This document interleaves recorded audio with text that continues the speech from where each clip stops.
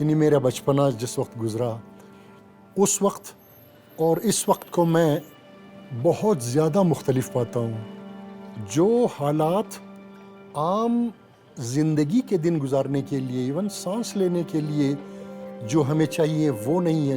کسی نے پوچھا تھا کہ آج کل کہ کوئٹہ کے حالات کیسے ہیں، تو ایک بندے نے جواب دیا تھا کہ ہماری کمیونٹی کے لوگ 2 انسیڈنٹس کے بیچ کے فاصلے کو امن کا وقت کہتے ہیں.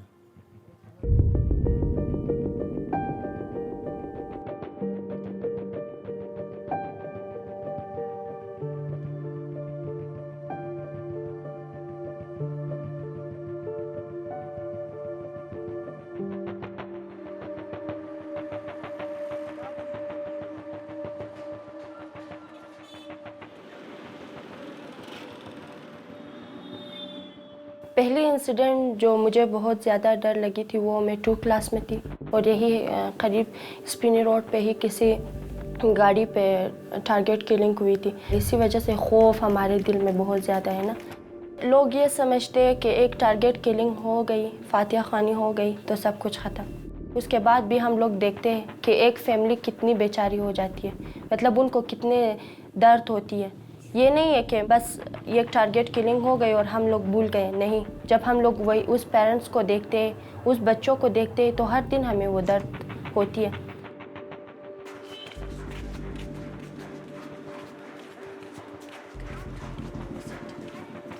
اس وقت میری ایج 12 کی تھی اور میری بھائی 7. 2013 میں جو یہ کرانی روڈ میں دھماکہ ہوا تھا نا، اس میں بہت سارے جو شہید ہوئے رشتہ دار سے تھے، دوست میں سے تھے. ہم لوگ خود گھر میں سارے بیٹھے تھے، ہم سارے زخمی ہوئے تھے. جب ہم لوگ باہر نکلے سڑک پہ تو جیسے قیامت ہی برپا ہوا تھا نا. تقریباً 1 مہینے بعد 2 مہینے بعد ہر دن اسی طرح حادثہ ہوا تھا. تو میں وہ گھر میں ہی بیٹھنا پسند کرتی تھی، کیونکہ وہ خوف آئی تھی میرے دل میں، اگر ابھی میں باہر جاؤں میں بھی اسی طرح نہیں ہو جاؤں.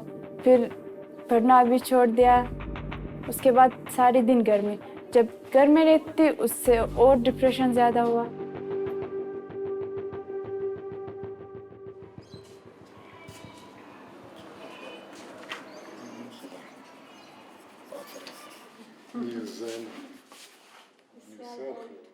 اگر ایک انسانی بچہ پنجرے میں پیدا ہو تو میرے خیال میں ہر ذی شعور کو یہ پتہ ہے کہ ان کے آگے جا کے ان کے کیا احساسات ہوں گے. یعنی وہ یہ سوچ بھی نہ سکے کہ ہمارے جملہ حقوق میں یہ بھی ایک حق ہے کہ ہم آزادانہ گھوم پھر سکیں، اپنے دوسرے برادر اقوام کے ساتھ گھل مل سکیں. وہ اس نعمت سے محروم پیدا ہوں گے.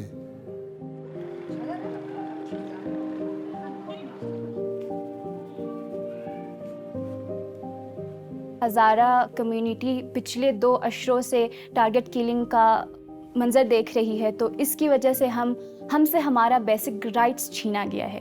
بیسک ہیومن رائٹس کیا ہوتی ہے؟ Basic human rights freedom of survival ہوتی ہے، فریڈم ٹو موو فریلی ہوتی ہے. ہم پلیس اے سے پلیس بی تک موو نہیں کر سکتے ہیں فریلی. آپ میں بچپن سے آپ کا سیلف کانفیڈنس نہیں بلڈ کریں گے، بچپن سے آپ صرف دھماکے دیکھیں گے، آپ صرف ٹارگٹ کلنگ دیکھیں گے، تو آپ میں ذہنی سکون نام کی چیز رہے گی نہیں. ہم محدود ہو کر رہ گئے ہیں کہ یہی ہے، یہاں پڑھنا ہے، یہاں جینا ہے، یہاں مرنا ہے.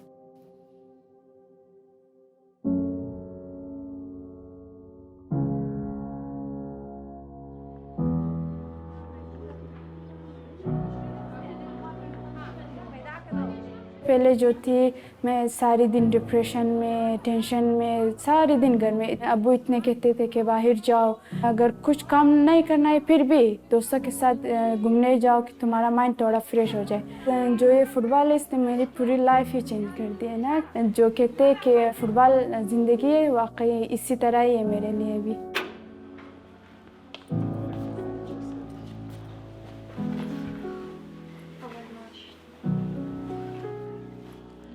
جب ہم لوگوں نے شروع کی تھی تو A to Z ہم لوگوں نے بہت سارے ڈیفیکلٹیز فیس کی. لائک لوگ بہت زیادہ کریٹیسائز کرتے تھے کہ لڑکی کو فٹ بال سے کیا، اور دوسری یہ کہ ہمارے پاس کوئی پراپر گراؤنڈ نہیں تھا. इसी तरह हम लोगों ने बहुत सारे डिफ़िकल्टीज़ फेस की। मुझे इजाज़त नहीं मिलती और मेरी बहन मतलब वो भी बहुत चाहती है कि वो खेले, मगर वो अभी से बहुत छोटी है, अभी से कह रही है अब्बू को लाइक अगर आप ही को इजाज़त नहीं दे रही तो मैं खेलूँगी ज़रूर। हमारी पिक्चर्स फेसबुक पे आई थी तो बहुत सारे लड़कियों ने स्कूल में मुझसे पूछा कि मतलब ये कौन सी टीम है, एडमिशन कैसे होती है। जैसे हमारे टीम में बहुत सारे लड़कियां ऐसे हैं जो अभी भी उनको कोई इजाज़त नहीं मिलती घर से कि वो लोग फ़ुटबॉल खेलें, बट स्टिल वो लोग खेल रहे हैं। मतलब उनके लिए फ़ुटबॉल खेलना बहुत ज़्यादा इम्पोर्टेंस रखती है। अगर मेरी लाइफ इतनी चेंज हुआ है, मतलब अगर वो लोग स्पोर्ट्स में आए जिस तरह मेरी पूरी ज़िंदगी चेंज हुई तो उन लोगों की भी चेंज होगी इंशाल्लाह।